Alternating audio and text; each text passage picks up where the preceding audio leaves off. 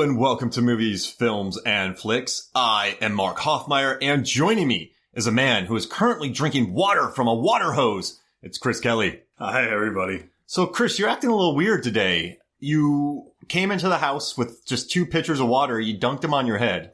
You're soaked right now. And you took my hose into my second floor, and now you're just drinking from it. Can you expand upon this? Nope. I mean, I've heard word that people are being taken over by things in their ears. Did that happen to you? I'm not quite sure what you're talking about, Mark, but why don't you join me in the next room over and we can talk about it even further. Could we do it after the podcast? We might have to turn it off right now. Why don't we just do that right now? All right, here we goes. All right, we're back, and I am not Mark anymore. So, I mean, all right, I got a question, Chris, and welcome back, by the way. Hey, this movie, all right, so the queen alien, Mary Beth, it's Mary Beth. Yeah, Mary Beth. Played by Laura Harris from Atlanta, who has a very southern accent. Hi, y'all. I wanted to talk about that. Like, yeah. I've lived in Atlanta I live in the city of Atlanta, and for about a decade now, and I have never met anyone who looked like that, or talked like that, or dressed like that, ever. To be fair, I grew up in Florida, right? And I grew up in Hudson, Florida, like where it gets kind of country, but everyone just says they're from Tampa, because if you say Hudson, they're like, I don't know what that is, so I just go Tampa. Of course. So maybe she's from one of the southern... McDonough. Yeah. That's what I assumed. I was like, she's probably from McDonough, because that's more of that area. Not knocking it or anything. It's just They should have had a scene where like, where are you from, McDonough? Where's that? Atlanta? Oh! Yeah. I noticed that, like, a lot of people that say that, they go, well, they either say Athens, Atlanta, or Savannah. Yeah. Because those are the only major areas that people know. Yeah, it's not like you don't hear too many people saying Springer Mountain. Yeah. Oh, yeah, I love that place. Yeah. So, I mean, let's hope that's the case. Let's hope that these Texans, Robert Rodriguez, didn't think that people in Atlanta speak like that. But in the 90s, wasn't everyone just running around saying y'all? I thought it was pretty common in that era. Hey, y'all. All right, how's it going? Quick question. So Mary Beth, this is a spoiler podcast for the faculty, the villain of the film, the queen alien, who, I love this movie, by the way, so I'm not, don't think we're making fun of it. Massive fan, yeah. She's just a regular 18-year-old woman, but she can become a 40-foot monster, 20-foot monster. That's quite the change. How do you suck back down into being little? I mean, puberty hits everybody. Now, I want to know one major thing. She came from a planet that was all oceans, but it dried up. Is it because they just wasted all the water? Like, how is this ocean planet drying up? I would have thought that they would have figured that out beforehand. Like, maybe we should ration this out as opposed to just drinking it all up. I mean, they seem to be very sophisticated aliens, obviously. They're guzzling. I mean, wouldn't they have figured that out to be like, maybe we should slow down, but maybe, they don't really explain how much that they drank over the period of time. I noticed that if they drank up everything, wouldn't you have to ration that out? Did it get too hot where there are 3 suns maybe evaporating everything? But that's a process over millions of years. It would have to take a very long time, and it didn't. I don't. That part didn't really make much sense to me. Obviously they're not going to attack Jupiter or something. Yeah, they show up there like, hey guys. Oh, this is horrible. Damn, wrong place. So that'd be a great movie. I'd watch that. Oh, yeah, surviving Jupiter, these aliens. Hey, let's go take over Jupiter. Oh, wait, Jupiter's taking us over. Mars, here we... Oh, man. But I guess just for me, I love this movie. But that line when she said, I'm from a planet of all oceans, but I escaped. Because it's like maybe she was a criminal and the oceans are draining, but she doesn't want to be there. She should team up with Jake Busey from The Frighteners. Figure out how they figured that out. Yeah, because he escaped hell. Yeah, you escape hell, and then you escape a planet of all water. How did she get to Earth, though? Because she can't fly. There were no... she had to have built a spaceship. No, she's like Doctor Who. He stole a TARDIS. She stole a spaceship. Oh, yeah, well, that makes sense. A jacuzzi ship. So she's floating, but you have to floating in air. Yeah, she's floating through space. She has like a thing of Chardonnay. Yeah, there's like 8 jacuzzis in this spaceship because you have to soak yourself, right? She would have to, yeah, because if you were in space, you would dry up. Where's Mary Beth? In the jacuzzi. That's where she should be. Good. If she wasn't in there, I'd be annoyed. Go ask her a question for me because I'm in my jacuzzi. No. I love this captain. This captain is great. Jacuzzi's for everybody. Hey, Jensen, put on the bubbles. Wait, what's the jets? Put the jets on. Oh. Where's my flower petals? You guys are great. When we get to Earth, raises for everybody. I'm the congenial general. Man, you know what? You take this jacuzzi, Jensen. I'll go take the broken one. By the way, Jensen, give me another glass of water and 2 cups for yourself. Yeah, you gotta go there and back. I want to have some coffee. Whoa, slow your roll, Pilgrim. That could do some damage. Dehydration. I drank a cup of coffee once. Never the same. That's how I lost half my body. It's addictive, too. So I want coffee, but I dehydrate myself.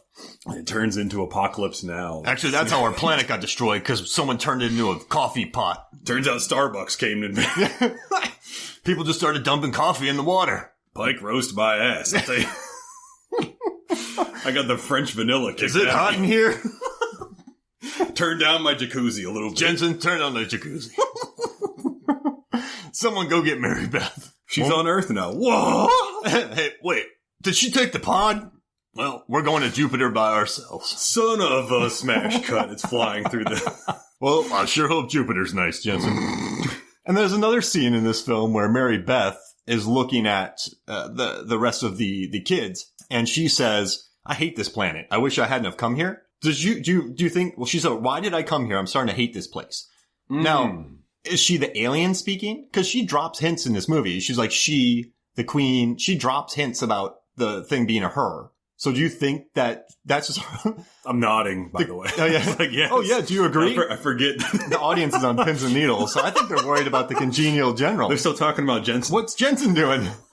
What's his journey on Jupiter like? So do you think that was her acting as Mary Beth? Or do you think that's actually the alien just going, man, I should have stayed with Jensen? I think maybe she was referring to how it, at the time that she landed was more like it wasn't in season. Perhaps she felt like, I wish it had came to this place, meaning that she wished she had gone to like maybe Louisiana, where it would have been more humid. Yeah. That's what I was thinking whenever I'm looking back at it now, of course, that I was thinking that maybe she thought that she would land anywhere near water, but maybe she went a little bit too, the movie takes place in Ohio. It's not as humid there as it would have been in the South. So she probably would have been like, well, she said, I'm from Atlanta, which we all know is humid. So it would have made more sense for her probably just to have stayed in the South where it is way more humid. Well, I would think Louisiana would have been a smarter choice now. Or the rainforest. Or yeah, she crash lands in there. But then Robert Rodriguez wouldn't have directed. He didn't leave Austin a lot. He wasn't a big fan of leaving Texas. All right, so let's just say there's 3 suns and they were soaking up all the water from her planet. Oh no, Spaceballs. A giant ship came with, it turned itself into a, what are those shop vac? A giant shop vac, right? The Spaceballs. It turned into a maid. Yeah, and just sucked up all the water and she escaped. Because they gave her the key to their luggage, or their code, 1, 2, 3, 4, 5, 6, 7, 8, 9. I love that scene. He's like, he's like, well, that's the stupidest code ever. Why would anybody say that? What? That's amazing. That's the code to my luggage. By the way, remind me to fix my code. I love the fresh air. Oh yeah, that's a great bit. All right, so how about that? All right, there we go. They sucked all the water up. She escaped. She's in Ohio, and she's in this town. I mean, so I hadn't watched this movie in many years. So I first saw it when I was 16, right? And I think a lot of the horror references went above my head. The Thing, Body Snatchers. I hadn't watched the original or the 78 remake of Invasion of the Body Snatchers. I hadn't watched The Thing yet when I was 16. Whoa. So, really? I mean, I was watching. So for me, when I grew up, I just watched what I could get my hands on at like Blockbuster. So for me, I would just grab, whatever was new or what was on TV or stuff like that. So I wasn't really in, you know what I mean? Like I just got my hands on whatever I could. Whenever we would rent movies, we would just kind of like look at whatever looked interesting. Yeah. And, we never rented The Postman, but. Oh, Kevin Costner. Hey, Kevin Costner. Hey, Waterworld. She should have gone there. Yeah, see? That movie. Kevin Costner would have eaten her. She would have been smoked. Yeah. They would have been the smokers versus the non-smokers. They would have combined forces. How did they have that many cigarettes? Give me cigarettes. That was what I never understood about that movie. I'll trade you this jet ski for those cigarettes. Deal. And the guy's just floating in the water smoking. Give me the boy with the tattoo. Imagine whenever that kid grows a little bit older. I mean, it would just stretch out the whole... I can't read it. Oh my God, we're screwed. Mary Beth. Is that east or west? Someone get Jensen. But no, this movie, I liked Robert Rodriguez's direction on it a lot. And so I think I posted this on Movies, Films, and Flicks, the Facebook page, and I got a lot of good response to it. I always thought this was like a guilty pleasure for me, but I watched it again. I'm like, this is a good movie. It's a good movie. It's a very solid 90s horror film, which we all know from Kevin Smith, who brought back the slasher genre. Or Kevin Williamson. Sorry, Kevin Williamson. Kevin Williamson brought back the slasher genre for the 90s with Scream, and then follow up with that was the Scream. He was on a tear. He did, Scream, because that came a year later. He did Scream 96. Scream 2 97. Yeah. I still think Scream 2 is great because I had a year to go from script to theaters. And with rewrites. It's insane, and it's not a bad movie. I prefer Scream 2 as opposed to all the other ones. That one's my personal favorite. I make a big argument about it being the best pure horror sequel because Aliens isn't really. It's a sequel to Alien, but it's completely different. You know what I mean? I watched Aliens again for the first time yesterday. Good. It's a really fantastic movie. I thought you were gonna be like, doesn't hold up. No. Why did she get nominated for an Oscar? But he knocked out Scream 2, and then he knocked out The Faculty. And they asked him to direct this, I believe, but he didn't teach him his Tingle. Which, I don't know if you... He got Helen Mirren for that movie. That movie had some powerhouse behind it, and it just was not good. To teach him a lesson? Puns? All right, so and Robert Rodriguez steps in, and I was reading this article by the AV Club recently, and they said it's one of the most subversive, not submersive. James Cameron movie I've read. Subversive films. And I really like what they said about it. Like, so there's the thing where it's all about drugs. Like they have to take drugs. That scene with them in the garage. Yeah. I love that scene. And it's as you said, it's a great homage to The Thing, where they're all trying to figure out who it is. But that was dynamite. The name of the drug is Scat, and it's guaranteed to jack you up. That sounds written by like a 40-year-old dude. It's called Scat, guaranteed to jack you up. Yeah, whenever he says that, it's like, there's no way a teenager would have said that. They would have been like, pills. We're going to call it Blink 183. Yeah. You know? Jingle jangle. Yeah. To bring it back to the Scat, what do you think the Scat was made out of? Well, I mean, it's caffeine and household shit. Yeah. All right. So there is an effect because everyone was laughing, right? Or do you think it's a placebo effect? I mean, I never did the household drugs thing. Whereas, a lot of people that I went to school with, they would be like, "Oh man, you got to take a bunch of Dayquil and Nyquil," and it's like that doesn't sound right at all. So don't do it. It evens out. Well, then just don't take any. Or hey, if you take Dayquil and Nyquil, nothing happens. I just wasted $10. I feel normal. I can operate a machinery. Man, if you knock this out, you won't feel nothing. You take what's the allergy stuff? You take Benadryl and cocaine. It'll actually give you your allergies back. I mix cocaine with Benadryl. That way I just go to sleep. Or I can party all night. It's all in my favor, really. I mean, I could do anything. Oregano. All right, so oregano and nutmeg. I'm having a sandwich. So I wish I still had copies of this, but when I was in college, my buddies and we filmed this thing called Dirty Hoffmeyer. I think I told you about. Hey, Dirty Hoffmeyer. Yeah, I think that was one of our early conversations. Hey, Dirty Hoffmeyer. I think that's the reason why I have crow's feet now, because I was laughing so hard. I shook down a guy for information. And I gave him $20, and the guy's like, "What do you put in your potato salad?" Like $20. He's like, "All right, you want to know?" Yeah, man, let me know. $20. All right, here you go. Horseradish. I knew it. I remember I was dating a woman at the time. This is like years ago. Yeah. I was dating her, and I was like, "You got to hear this Dirty Hoffmeyer thing." And I told it to her, and she just lost. She kept doing I knew it. She kept for the longest time. She just go, "I knew it." Yeah, my buddy Danny Culkin channeled the best guy. But there's a bit what we were doing where I'm like shaking down this guy for information. And I'm like, "Are you on drugs?" He goes, "Yeah."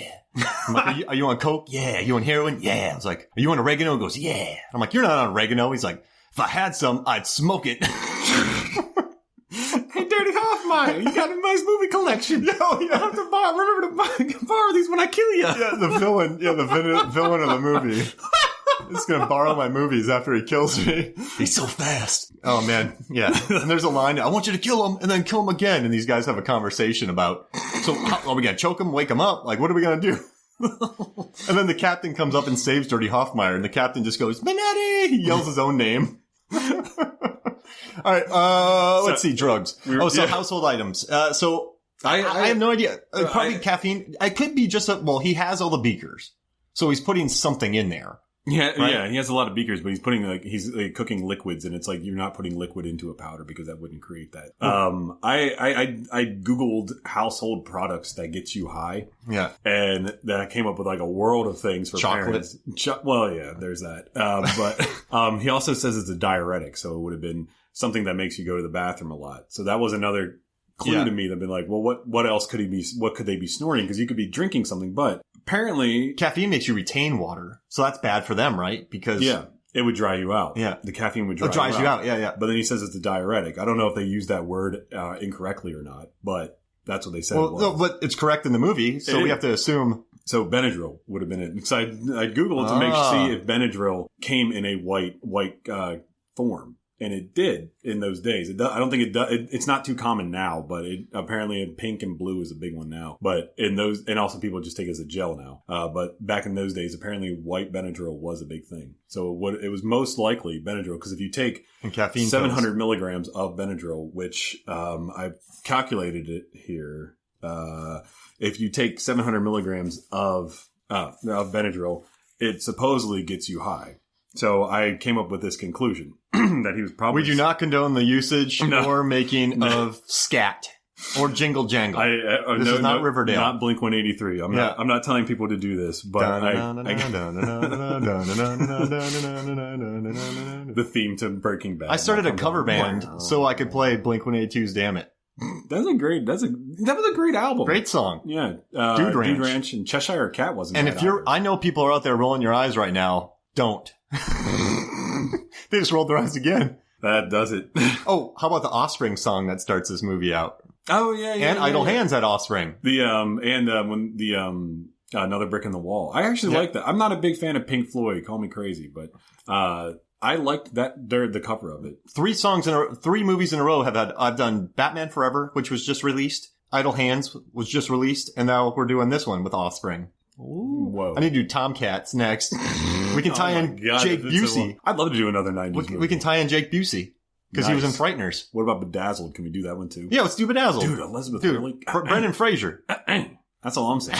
It better not be you 90 minutes doing that. Oh, yeah. Creepy. All right, so we got Benadryl. 700 milligrams from what I read online apparently is what gets you high. If you crush that up in the pill form, there's they come in 48 packs, so 25 milligrams a pop. So you could take that, crush it up. That would fit into roughly the size of a pen. Right. So he's mixing caffeine with Benadryl, and I think he's probably selling them between $5 to $10 because it's $7 for a 48 pack Benadryl. So that's most likely what he's doing is. Do you think he was taking a little bit of stuff out of Claritin, maybe? You know, Claritin, how you can take Claritin's way too expensive.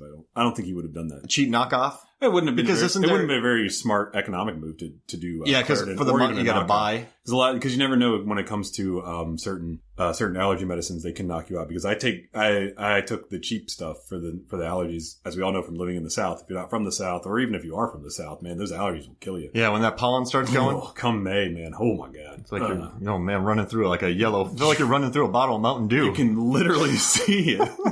That's a great. Hey, well, looks like I'm using my next line. I'm quitting. Holy crap. Good night, everybody. Good night. See you later, Jensen. I'm getting in the jacuzzi. So, all right. So we're back on, we got, I got to tell you, I was thinking about this, and Josh Hartnett, he has a trilogy of, we talked about 30 Days a Night a little bit, and it's not that bad podcast, but 30 Days a Night, Halloween H2O, and this, I think are very solid horror films that have in the Rotten Tomato scores in the 50s. I think they're better than 50s. This movie's not a 53er. This is like a 68er for me, or 72. No, I think this is a very good movie. Why do you think people think it's? It may not just been very well received. I mean, it gets a 6.5 on IMDb, which is like a D, I guess you would say. That's above average. That's like a C minus. The average is 6.1 on IMDb. So it's a little bit above average. 61% of Metacritic. Which is higher than Rotten Tomatoes. And you rarely see that. Yeah. You rarely see a Metacritic higher than a Rotten Tomatoes. Normally it's lower. So that's interesting. I don't know. Like, why would... I mean, like, I could see at the time, because when it was released on Christmas Day in 1998, I could see why people probably wouldn't have liked it, because they wouldn't be too hot to watch it. Yeah. But over the years, I mean, it would have...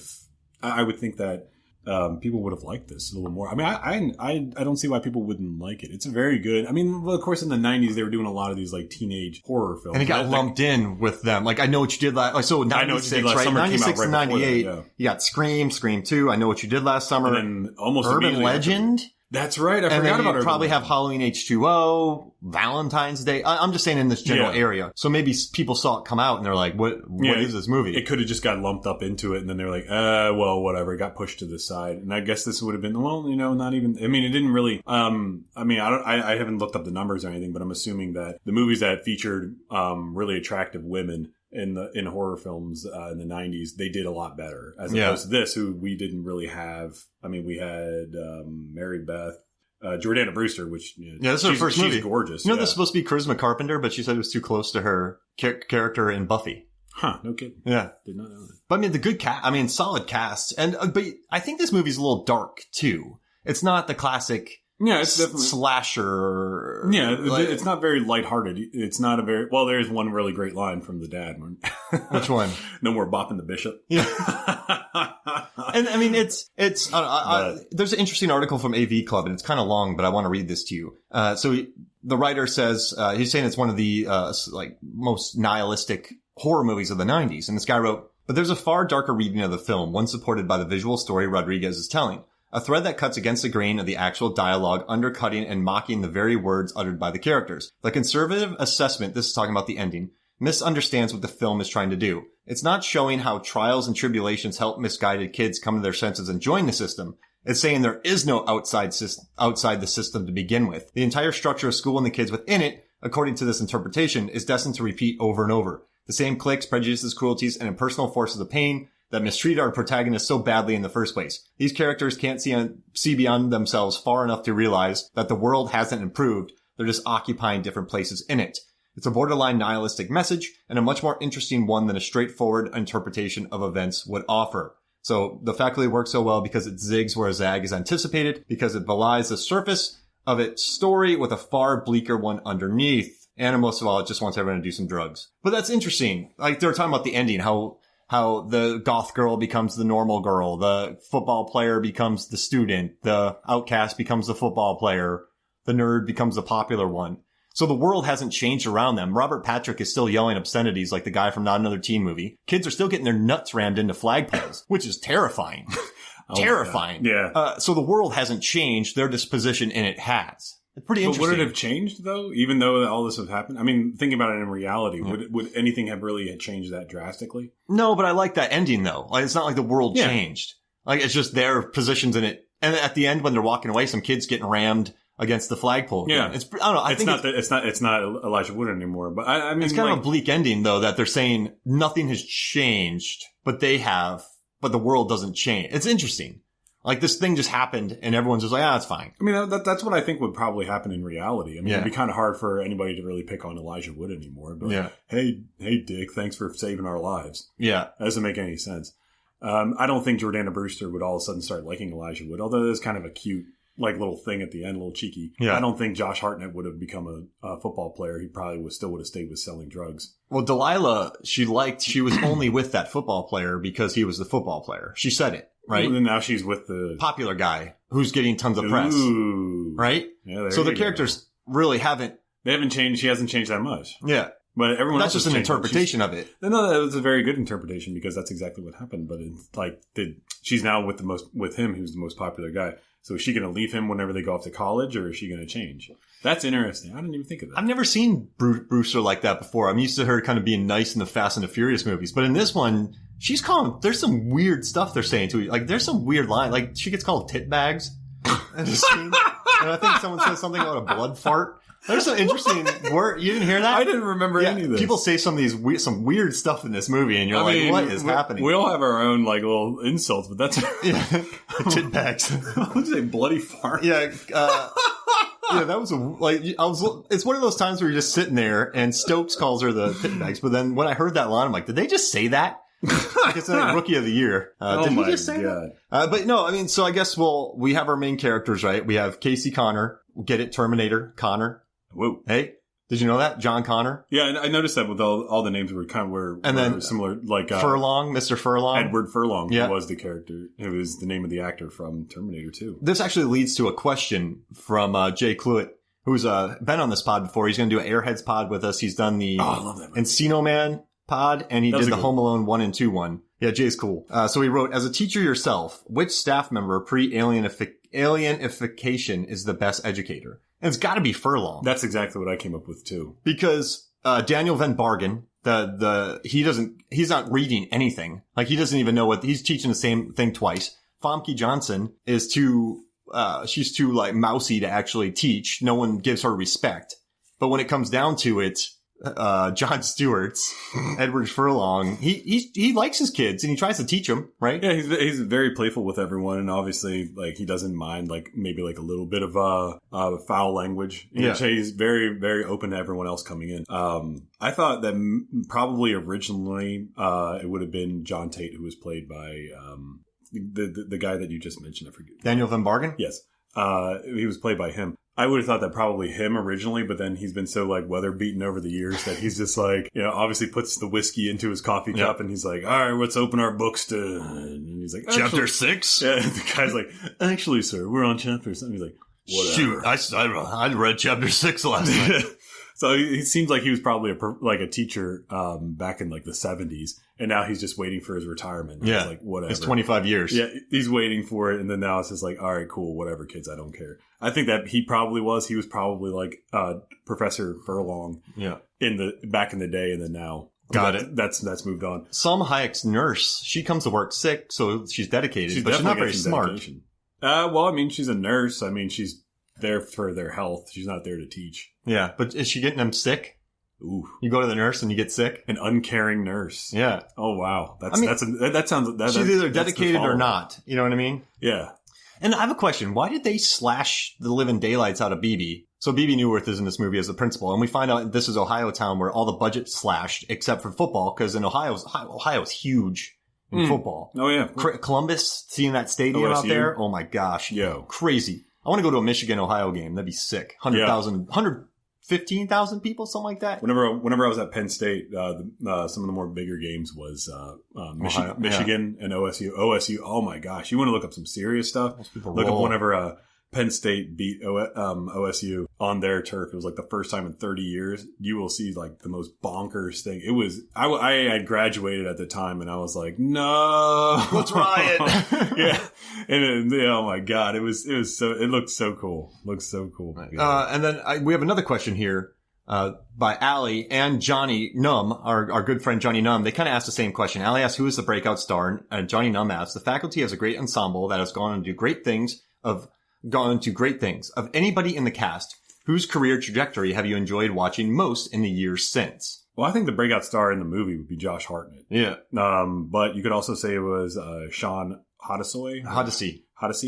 He has 70 credits to his name. Yeah, he works. As opposed to Josh Hartnett, who has 47. But everybody recognizes Josh Hartnett. Yeah. So it's like, who was the actual breakout star? I would say probably Josh Hartnett, because more people recognize him as opposed to the other guy. And Elijah Craig was already Elijah Wood was already a young actor who was popular. He was already on work. I originally wrote that down, but then I was like, oh wait, no, he's been known before. Yeah. he was already a child actor before this came out. I have enjoyed watching him throughout the years. He's in a movie called Grand Piano, which was a lot of fun. It's about him playing piano and John Cusack's a sniper.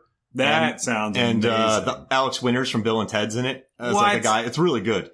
And he's also he started doing documentaries. Nice. He did one on the dark web. Oh, really? It's really interesting. It's really intense. He's really good in this movie. And then also he did I Don't Feel at Home in This World Anymore, which is on Netflix. Very good movie. Elijah Wood. He's like this little martial artist who throws what are those stars that stick into people? No, I thought they were called stars. Yeah. So he throws those. He's a squirrely little guy in it, but he's good. But I guess for me it would be Hartnett, because the dude's had a lot of up and downs. Like he had the massive Pearl Harbor all those kind of movies. And then, he went away for a while after that because then, I don't think people really bought him anymore. And then he came back. Didn't he do one with Harrison Ford? Yeah, and I guess they hated each other on that. Then he did 30 Days a Night, which I thought he was really good in. Yeah. That's been on the pod a ton. And then he was in Penny Dreadful. Have you watched that show? Have not. I'll punch you in the gut. It's a good show. But he's really good in Chuck that. Finley me? Yeah, but I guess for him, just watching the up and downs of that. And also, most of the people in these movies, when I see them, I'm happy. So that Sean Hotsey did Outside Providence. Have you watched that movie with Alec Baldwin and him and Amy Smart? But one of my favorite lines of all time is, so his brother's in a wheelchair. And he's like, my brother's in a wheelchair. He's like, one time we were playing touch football and he accidentally fell off the roof. So that's how the kid's funny. But, I guess for me, it's heartening because he's had the ups and downs.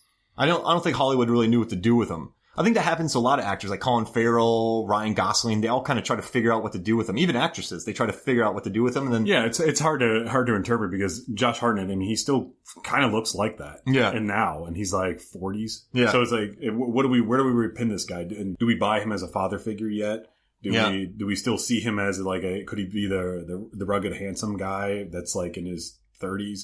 Could we do that still? You don't know where to pin him at, and I think that's what happened to him when they did with 30 Days a Night, and I think that might have been just kind of like a test to see where they could do with it. But he was good. I liked he had the size to pull it off. I thought he was good. He's a big dude too. He's like 6'3". So I guess probably I would have to go with. And also Robert Patrick. He's cool. He's in this movie. He's from Marietta. Yeah. Born and raised. I worked with him on Jane Mansfield's Car. You should watch it. I worked with him on Endless Love. Nice. He's a very nice man. He posted updates from his Instagram, and I was at the time I was like, hey, I'm dating one of the stand-ins. And he's like, I'll tell her you said hello. And I was like, wow, he's a really nice man. Yeah. Really big into motorcycles too. That set was cool. He was a good dude on that. And I remember he got cast for Gangster Squad, and I was talking to him about it in there. Oh, he's just cool. Chill dude. Everyone was so happy to be on that movie. So whenever I see Robert Patrick, I'm like, Robert Patrick. He's a really nice man. A friend of mine who is his stand-in and body double in that movie said that he would do a lot of jokes with him saying hey, in this scene, what do you think about me holding this coffee cup? And he's like, aren't you the actor? He's like, I'm just messing with you, buddy. So he was a fairly, really, really, really nice man who liked to pull pranks too. And another Terminator reference too. Of course. There's a lot of Terminator in this movie. Maybe that they were trying to set us up for Terminator 3, which, did that come out the next year or 2 years later? Didn't Arnold disappear for a while? No, he did that before he became the governor. Terminator 3? No, yeah. I thought that was during his governor. I think it was before, because he came back with Last Stand. Oh. I don't know, man. There's so that was one with Johnny Knoxville, wasn't it? Ugh. Well, I love Last Stand. Ugh. You haven't watched it? Ugh. Oh, dude, it's funny. And that's a good night to me. Johnny Knoxville shoots a flare gun. It sticks into a guy's, what do you call it, gun belt. And he hits the bullets, and then the dude just explodes into a million pieces. There's a sports car, muscle car, slow motion chase through a cornfield told by overhead shots. It's visually inventive. I'll watch it again. I get why people don't like it, though. It makes sense. But no, those are fun questions. So thank you so much for that. Also, they ask, oh no, that's Aliens when they ask Casey, when did you become Sigourney Weaver? I guess that doesn't really work. Oh, but going back to my question, why did they slash up BB Newirth in the beginning? Remember when she's in the principal's office and she gets a pencil stabbed? I think I like to think of it when I saw that and then watching it again. There was a movie called The Grave Dancers. If you ever seen it, it's part of the eight Films to Die For series. It was one of the first ones that was released. The beginning of it is a lot like this, where it's a scene that doesn't go with the movie, and it wouldn't go with the movie. But the movie Grave Dancers opens up with a woman hanging herself, and why we never figure out why. Same thing with this. Why do they slash her up? Because there really is no need to do that. Put something in her ear. Yeah, they could have just held her down. I mean, you had Robert Patrick, and then you had I forget her name, the Piper. I got Piper Laurie. Piper Laurie. They could have easily just done that themselves. I think they were just trying to set the mood right off the bat, just like with Grave Dancers. They wanted to. It was probably had to do with the Weinstein saying we need to establish immediately this is a horror film because it worked with Scream and Scream 2. Yeah. So we need to set the mood immediately because when people went to go see it, they wanted to see, because everybody knew Dimension at this time was being those horror films. So they wanted to set the mood immediately without anybody ever thinking this is going to be a horror film. And shoving things in people's ears isn't exactly horrific. Well, if you tackled them and then, and then it just shot right out. I think, I think they do get spit at Elijah Wood later on. You can spit these things at people. Right, whenever the monster dies, they're like, whoa! It's just like, that'd be funny if there's a scene where the thing just dives. Like, yeah! Into someone's ear. Good night, nurse. Like on Army of Darkness, when the thing jumps right into Ash's mouth. I love that movie so much. Oh my gosh. They should have done that.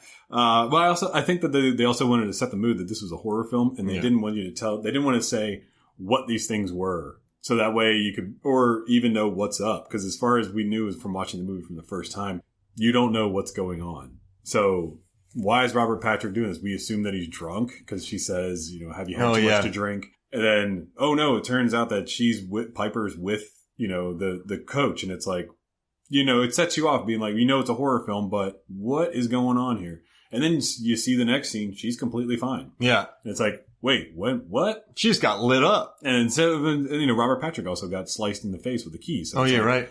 So it's like now his face is kind of like, and I love that shot actually. And it still is pretty good, even though, the visual effects weren't as great in the 90s. Whenever he turns and looks at, can't remember the name, but anyway, he turns, he's like, you look lovely today. He looks at Piper. He's like, you look so lovely today. And you can see that the scratch on his face is starting to heal itself. Yeah. And it's like, ooh. What is going on here? And I guess Famke Johnson gets decapitated. Yeah. And then she pops her head back on. And then she goes back to normal when the things get killed. I read that apparently she's never watched this movie because of that scene. She doesn't want to see her own head walking around. Oh, that's interesting. Yeah. But then she starts a relationship with Zeke, Josh Hartnett. Somehow I don't think that would have actually happened in real life. No, well, this is that universe, though. So I guess people are oblivious to it. The teachers don't care. And he's smoking a cigarette on the football field. I guess I could probably excuse the fact that... and there's rampant drug use with dealing in bathrooms and no one cares. Yeah. It seems to be people were okay with Elijah Wood having a bloody nose, too. Yeah. So they don't... It's anarchy at this place. It's narcissistic anarchy. Ooh. Whoa. That's the name of my 80s punk band. All right, so how about this? Let's take a break. Let's write some songs for this. And when we come back, we'll talk more of the faculty.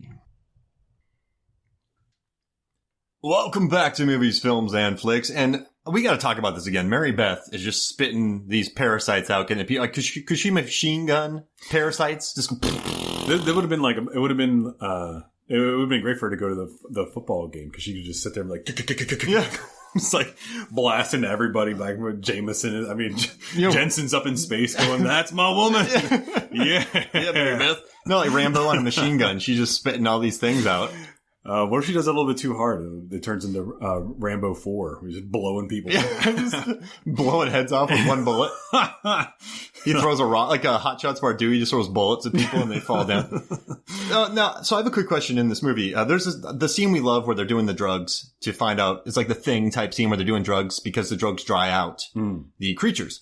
When did Delilah, Jordana Brewster, become infected? I have actually done some research on this, and as far as this movie goes, that's the most talked about sequence. Because there's a few opportunities. Is that when she could have actually turned. And I think it would have happened as soon as she ran out. Whenever she runs away from the school, whenever she's with Elijah Wood, and whenever remember they're hiding in the closet, and then they come out. And then she runs off. I think that what happened was because we don't see it, and she runs out of the school, and then she probably was tackled by a teacher whenever she got out there. Or some administrative, or maybe even a student, whoever was infected next. I think that's probably when it happened, because when we see her next, she now looks drastically different, just like everybody else. It's interesting how the one teacher, there's differences. So Famke Johnson went from kind of being mousy to hating Josh Hartnett. The Robert Patrick became the stereotypical swearing coach and then became an understanding coach. But during the football game, no one was drinking water. Did you notice that? It started raining. No, but before that, no one was drinking water. Before it, they were chugging, and now these guys are destroying each other on the football fields, and no one's drinking water. Maybe they don't need to because of that. Maybe all the sweat that they're building up is actually getting back into their system. Why? I don't know. Oh, so they had to chug at first. That makes more sense. Oh, okay. So once they get fully hydrated? So they get fully hydrated, then they can do this, and then maybe they just cut to them going off to the side real quick and glug, glug, glug, glug. Or maybe... I guess you don't want to show 3,000 people chugging water. Or maybe that was the greatest commercial for Gatorade ever. That's right. Giant electrolytes.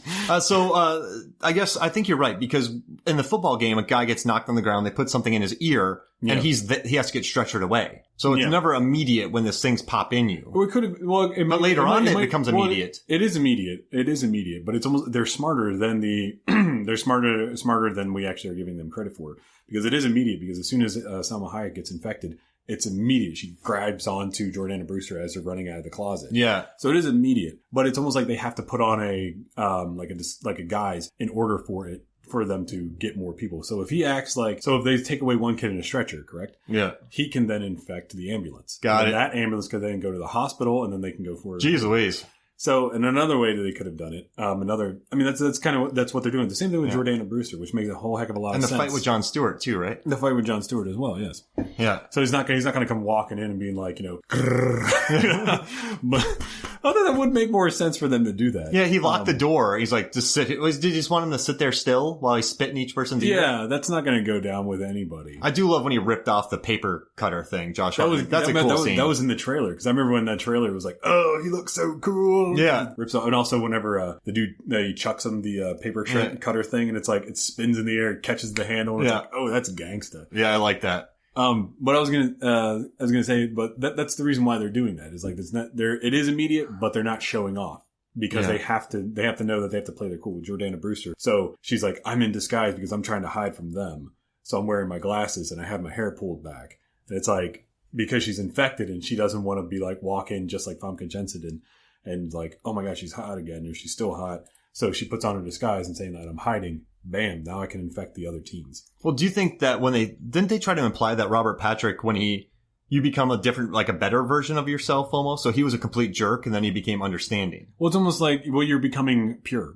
Yeah. I guess is the best way to put it. So I guess maybe she didn't like her. Oh, so she took the contacts out because it can dry out your eyes. Hey! Exactly. Yep. So makeup, can that dry out your, I don't know. I'm assuming. Yeah, I don't know. That's a deep cut right there. People would stop shaving then. Yeah, you're right. Guys would have massive beards. No, we'd all look like brewers for a beer world. No, also there's that fight with Furlong when Mary Beth takes her behind one of the benches to safety. But I think it's probably the night before, I would assume. She takes Furlong? No, during the fight with Furlong, Mary Beth takes Delilah behind the thing. That's also, that could have been also whenever she did it, like whenever she brings her in. Because, I mean, maybe, I guess you could also assume that she didn't sleep the night before, so she didn't want to deal with contacts and everything, because she thought there was more important things. Yeah, and she said that she was in hiding from the aliens. Yeah, you're right. So I guess there's no real answer here, but it's still a pretty good question. That's dynamite. Yeah. Why didn't Mary Beth infect Zeke when they were smooching, when he was stealing stuff? She's like, are you borrowing this? And he's like, no, I'm stealing it. I like that line too. She liked him.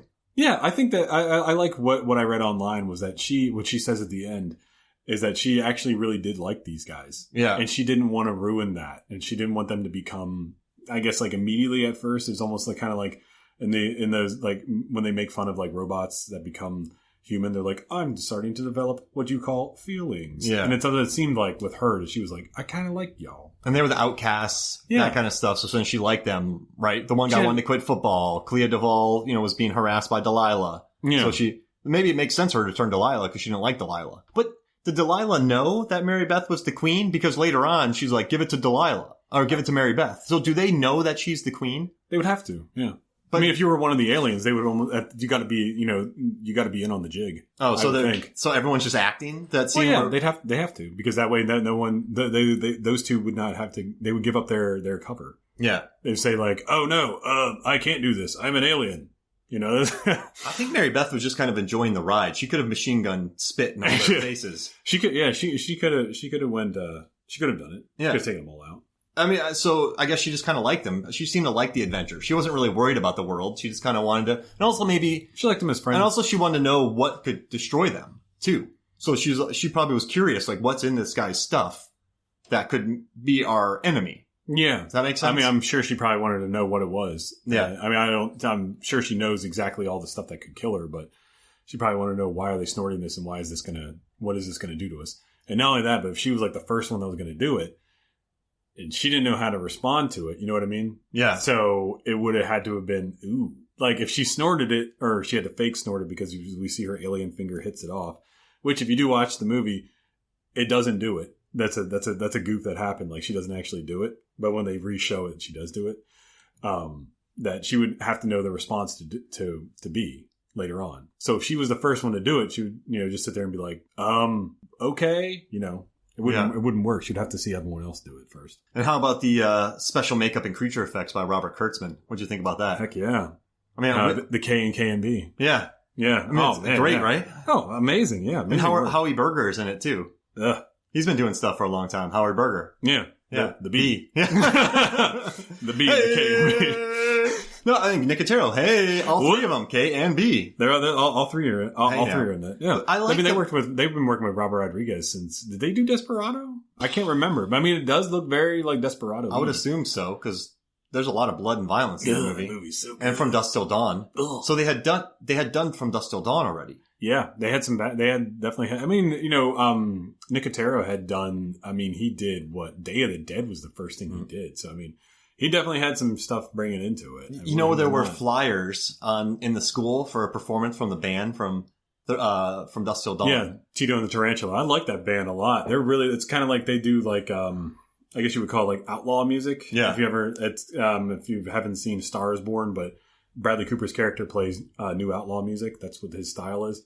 Tito and the Tarantula is a lot like that. I like that. And they're a great band. I will never be able to forget the scene where they're playing human body parts. Oh, yeah. When I saw that from Dusk Till Dawn, my 16-year-old self, 15-year-old self was like, I will never be the same. I saw when I was 15. I was like, I'm done. Well, I think we all became men whenever we saw From Dusk Till Dawn. Exactly. Salma Hayek. Hey, she's in this too. Yeah. I don't know, but the special effects. What did you think about the monster? Oh, I love the monster. I thought it was very well done. I mean, it was you look at it, it's kind of like they combined it's like a squid, but made it like a slug too, and I love that. I love the way it looked, and it didn't look like anything that you had seen before. I couldn't really compare it to anything. I love the scene of her walking nude also through the gym.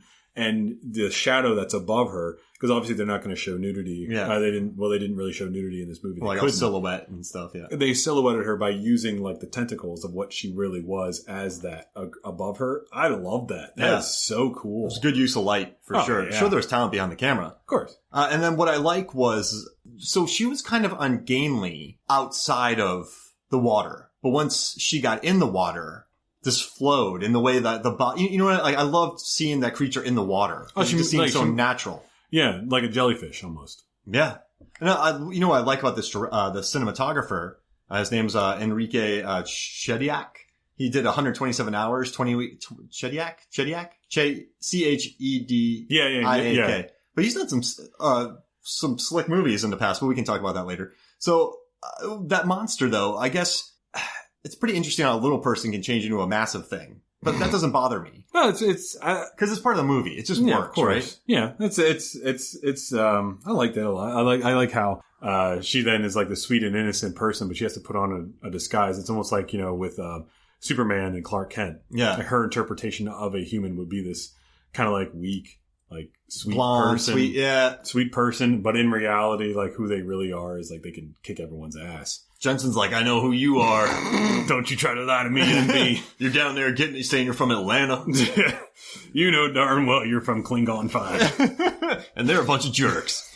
But I like that they built a monster in this. Like it's a memorable monster. And you don't really see that in too many films from now on. And I also love at the end the football team. I love just them running around, clackling all over the place. I love the bit about Elijah Wood saying he only runs when chased. Yeah. But then he's really fast. Yeah. That's Robert Patrick's like, you should join the team.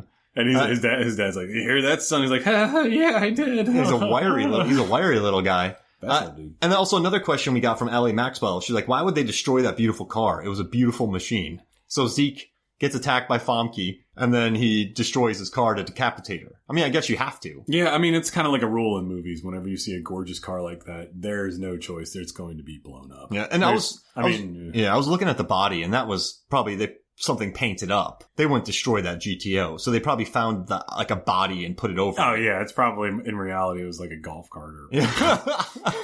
I mean, because I'm like that. If they destroyed an actual vehicle like that, that'd be terrible. You see, Robert Rodriguez was like, "No." How do you explain that to insurance companies? Yeah. So Zeke later on, so an alien invasion happened. I had my teacher in my car. She's fine now, by the way. We're dating. But I had to decapitate her by driving into a school bus. Stop looking at me like that. Yeah. What? Act like you met your wife at Publix or something. Yeah. So, I don't know. Yeah. So. Yeah, it was pretty sweet core. You want to know something cool? The two druggy guys, Danny Masterson and Wiley Wiggins was one of them. It was Mitch from Days of Confused that just a few years prior to that. What a great movie. Danny Masterson, man. Oh my God, yeah. What happened to that guy? He did The Ranch and then that was... is he still doing that? I don't want to get into it, but he got a ton of allegations for years about his... I don't want to get into it. They're listening. So... no, that's all right. I understand. But I guess as we're moving along... let's see. You know what I noticed about when doing research on all the crew members of this movie is that Robert Rodriguez likes to use a lot of people that don't stick to one thing. Like he uses people that have been a lot of different things. For instance, the line producer was the first AD on the second unit of The Big Green, and he was the second AD on Carrie. Oh, so he was an AD, then he became a producer. Interesting. He was also the UPM. Oh, wow. So in the same movie. I think it's good to have a producer who's also an AD because they know how to move the set. Exactly. And then they also, what's also really good about that is that they know how the movie would be going. So they know that the problems that normal people who don't really work on sets, if they just start producing immediately, they don't know how problems that shouldn't be problems become problems. Yeah. He gets it. So that would actually make a lot more sense. So, I mean, looking at the history of a lot of these, the people that are working on it, for instance, Tamara Smith, who is the associate producer, she was also Joel Silver's assistant on Jumpin' Jack Flash, Lethal Weapon, and Predator. Wow. What? So you want to have these people because, she worked as an assistant to a major producer. Exactly. Yeah. So a lot of these people who are different assistants and ADs and their background, they understand how this movie ran. So I imagine that working on this movie ran very smoothly. Yeah, I mean, I guess from any outside maybe interferences with weather. Aside from that. Yeah. But I mean, they would plan for that. But they also knew, I mean, you work as an AD, you know the paperwork, you know the decisions that can cost you a lot more money. Also, when you're an assistant to a big producer, I mean, you hear everything. Yeah. Yeah. So I think, Robert Rodriguez moves very fast on set. He knows what he wants. He's usually when he shoots a movie, if you look at the credits, he's usually the director. He's the editor. He's the editor. He's also, he'll be the cinematographer and the camera op. Yeah. He's like everything. Like he's a Soderbergh. he blows right through it. He's very smart. I mean, if you watch, the commentary for El Mariachi, or if you watch, or if I read his book, Rebel Without a Crew. He said that he would have been the main star, but he wouldn't have had anyone to control the camera. It's like, wow, this man really does everything. Yeah. And he got Beltrami to do the score. It's a legit score on this movie, The Faculty, Marcos Beltrami. Ooh, nice. Yeah. Dude's legit. So he uses the same people over and over, and he also brings in an experienced crew, right? Yeah. He brings in people that have background in almost just about everything. And it's almost like that they all know exactly what to do. Nice. And they can, help each other out. The producer, Elizabeth Avila, I think that's how you say her last name. But she's been a long-time collaborator with Robert Rodriguez. She started with him on El Mariachi. Wow. So she knows how his movies work, and she's done every movie that he's done ever since. I mean, it's good to have a producer who knows how you work. Oh, yeah, that's the best way to obviously. do it. Yeah. Why not? Let's bring in this guy. I don't know. Hey, who are you? Produce for me. Yeah, sure.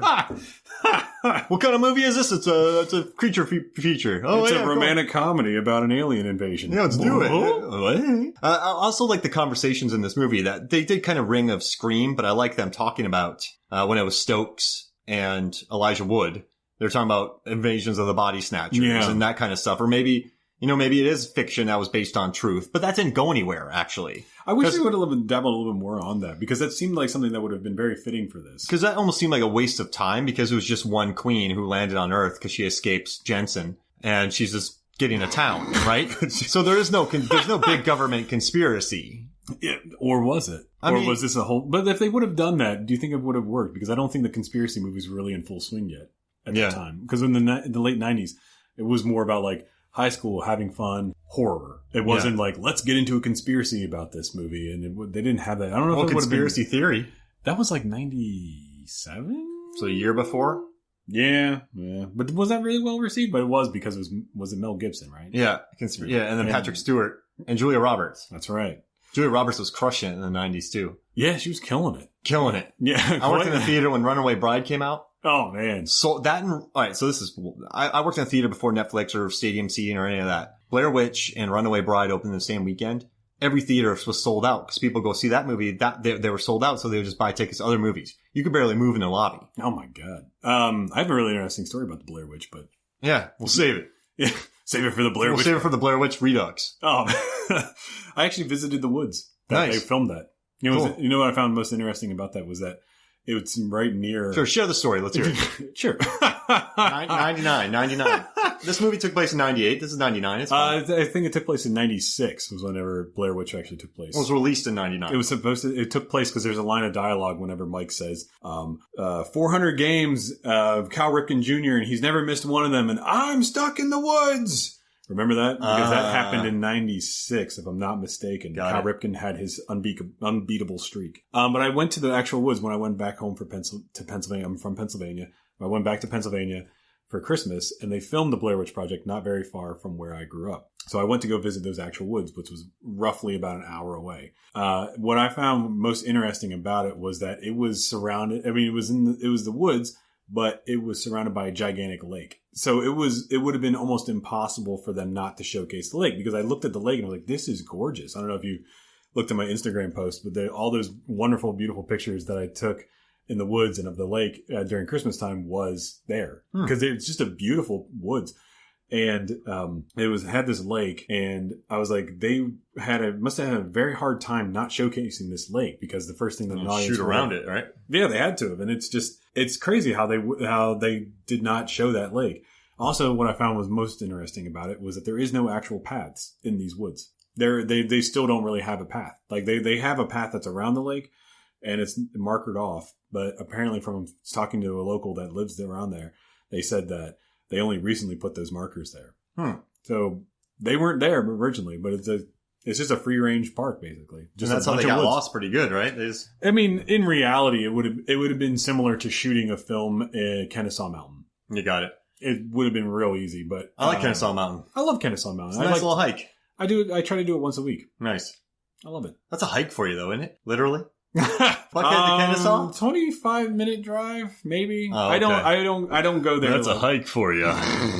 Jeez. So, did you find anything else there for Blair Witch, or is that it? From the Blair Witch Project? Project? When you were out there? Yeah. I mean, I found a lot of different things. Apparently, the house that's at the end of it was near Baltimore, and someone told me you don't go there at all. They said even when they shot that movie there, it was very much like it would have been hard to.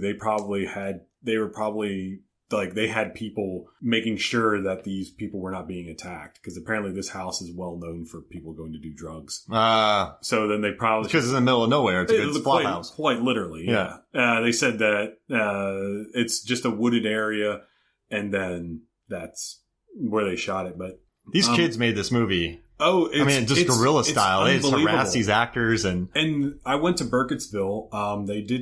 Burkittsville is not very big. The cemetery that they have the Welcome to Burkittsville sign apparently had been stolen so many times over the years that they actually put it on because in the movie it's right in front of the cemetery. It's not there anymore. They took it and put it on the other side of the town, and they actually brought it closer to the town because that way people wouldn't notice it. Interesting. It's really, it's a very small town. There was a beautiful coffee shop that I went to that used to be a church. It was really interesting. I mean, but other than that, I mean, it's very much a small little town. Speaking of Blair Witch Project, what did you think about the scene when Sean Hattasey is carrying a croquet mallet to fight aliens in this movie from the faculty? The croquet mallet? Yeah. I don't think I remember that part. He's carrying a croquet mallet. I guess if you break it, you could stab an alien with it. Yeah, that would be, yeah. I mean, like, how else when you be hitting people with a croquet mallet? It's like... Yeah, it's kind of unwieldy. It wouldn't be very practical. I would think it would break almost if you hit them hard enough. I mean, baseball bat would have made more sense, but yeah. Did you ever think Mary Beth was the alien in this? I didn't. Really? I did not. I didn't think she was an alien. Although it would make more sense looking at it, more practical sense, where it's like this person shows up and then all this shit happens. Yeah. And then it's like, well, wouldn't she be? But it never clicked. That could be a into my red mind. herring, though. Like, oh, the new person you think it is. Exactly. And when she dumped all the drugs, though, on that thing, you're like, oh, she just wasted all the... Made a lot of sense because she got rid of all the stuff that's going to kill everybody off. So all the crank. Is that what it's called? Scat. Scat. That's what Jason Statham does in Crank. Probably not the best name for a household drug that he's selling. Imagine Jason Statham in Crank battling Mary Beth. Probably punch right through her. It's like... The alien swallows him and he just punches through. Comes busting right out of it. Like, Jensen wakes up and something bad just happened. Someone's going to go back to Mars. He throws Mary Beth into the ship at Jupiter and Jensen's like, oh my gosh. It's like, I could go for another point. That was 700 million miles Jason Statham just threw Mary Beth. I thought it was a little bit less. Wait, he heard that? Wow. He's that tough. So I know people watch the end of this movie and they complain about it because Stokes becomes not Stokes. Stokes. I think it's a little bit not realistic that they would just all of a sudden change the direct opposite of who they are. But then... But I thought that was pretty interesting what Mary Beth said to her, though. She was, are you tired of being something you're not? Because remember when Stokes is talking to her, like, you think maybe Sean she's Odyssey. Like faking who she really is, that she's not actually this, it's like a defense mechanism. Like dark, demented soul. I mean, she does say that she says that she's faking to be a lesbian so that people will leave her alone, which, I mean, I guess that would work in those days. I don't know. Yeah, and then they also, she watches football. She knows all of his, the Sean Odyssey's. So she's not really like the person that she pretends to be. It doesn't seem like, I don't know, like, is she really into, like, the dark stuff, or she's putting it's like a self-defense. Yeah. So when things, she's just like, screw it, I'm going to be myself. Because Mary Beth calls her out on it. Yeah.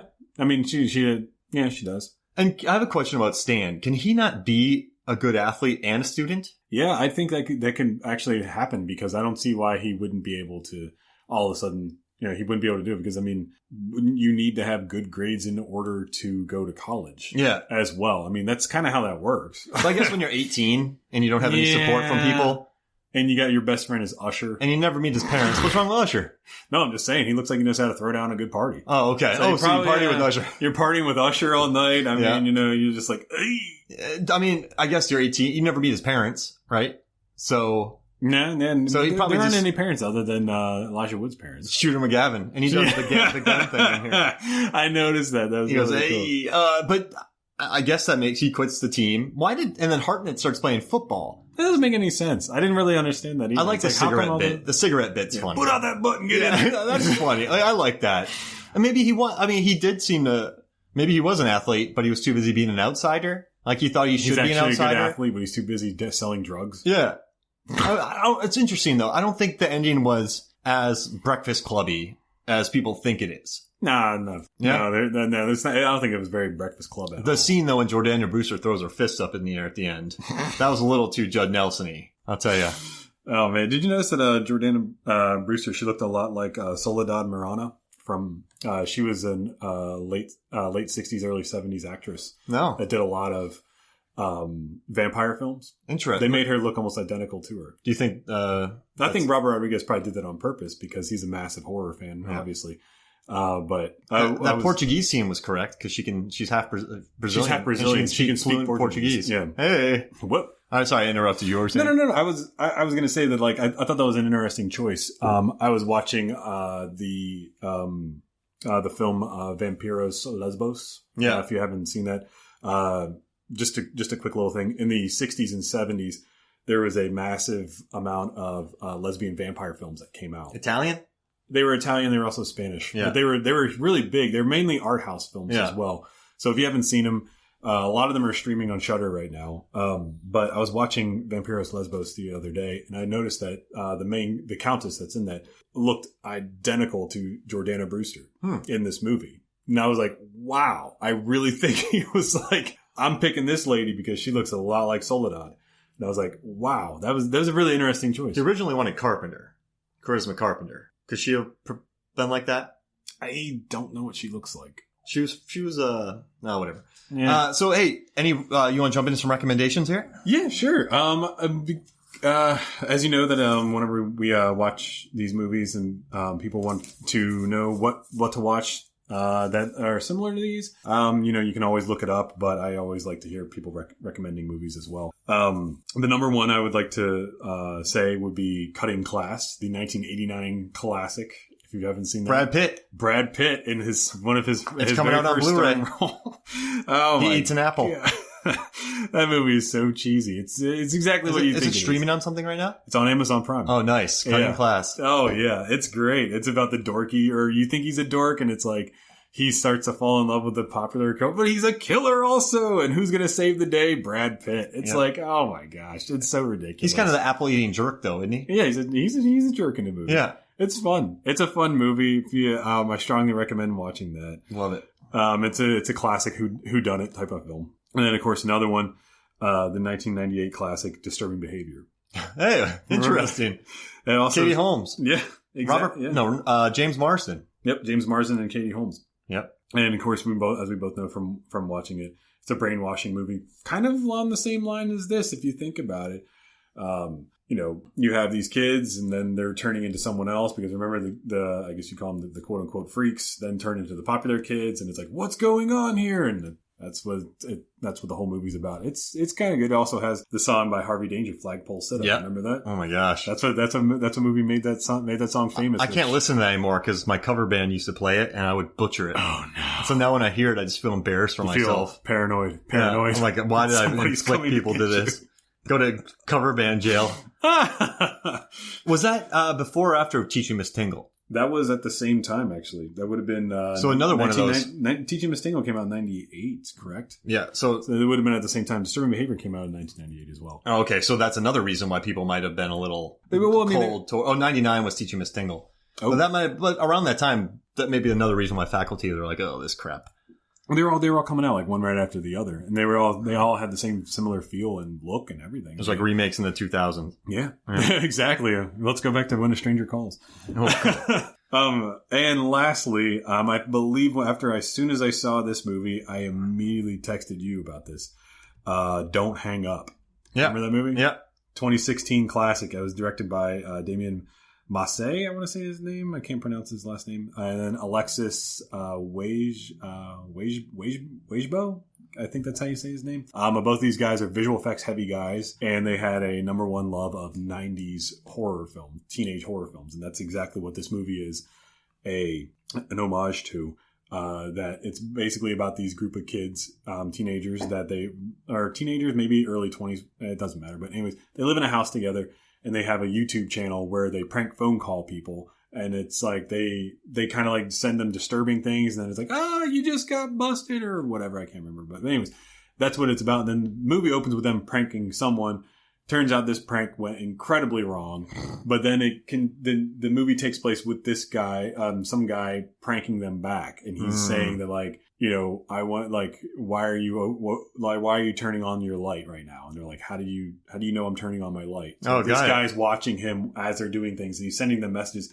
It's very much like a 90s horror, teenage horror film. And this is on Netflix? I believe that it was on Amazon, but I may be mistaken. I did see it on, I want to say it was like Tubi. Maybe. Tubi? Oh, yeah. I think it's on there. Tubi's great. But it's definitely streaming on one of those networks. And I do want to say the cast of The Faculty, they've been in some great horror films. Oh, gosh, yes. Yeah, they've been in great films. I mean, Fire in the Sky, Robert Patrick. Oh, man, that movie was so good. Fire in the Sky. That punched me in the face. Oh, my gosh. When I was a kid. Have you read the guy's book? No. Wow. It's like, how he could not be making this up. Yeah. It's unbelievable. And then 30 Days a Night with Josh Hartnett from Dusk Till Dawn, Identity, Halloween H2O, Carrie from, the Piper. Remake? No, Piper Laurie was in the original Carrie, Silence of the Lambs. Van Patten was in it. Oh, Van Bargen. I want to keep calling him Van Patten. Van Bargen was in it. But yeah, I mean, I love that they pulled together kind of like people who would make some very good horror films. Yeah, all these guys, I mean, they're all heavy hitters and they all come together. And like I said, it's even better with Robert Rodriguez's crew because he picks people that have backgrounds in other things. It's not just this guy has only done screenwriting his entire life. I mean, well, other than Kevin Williams. Yeah. Who's Kevin Williamson, who he's only been a writer. Yeah. But he also created a lot of great shows that we still know to Dawson's this Creek. day. Vampire Diaries. Oh, he did that? Yeah. He's making all that money now. He's killing it. Oh, yeah. He's still doing great. He's rolling in money. I mean, he did I Know What You Did Last Summer, and then he did Vampire Diaries, he did Originals, brought all those Kramer things versus Kramer. Over the Top. Yeah. Chuck Finley returns. Yeah, Chuck Finley. Hey, Remo Williams. Dirty Hoffmeyer. All right, cool. So, hey, this was a lot of fun, man. Thanks for joining me. Thank you very much. And we're much. covering Sleepy Hollow next, right? Absolutely, yeah. I love that movie. Oscar-winning production design film right there. It was also nominated for several others. Gorgeous looking movie. All right, so for me, Mark Hoffmeyer, and for Chris, I drink water from a hose, Kelly. Movies, Films, and Flakes. We'll see you next week.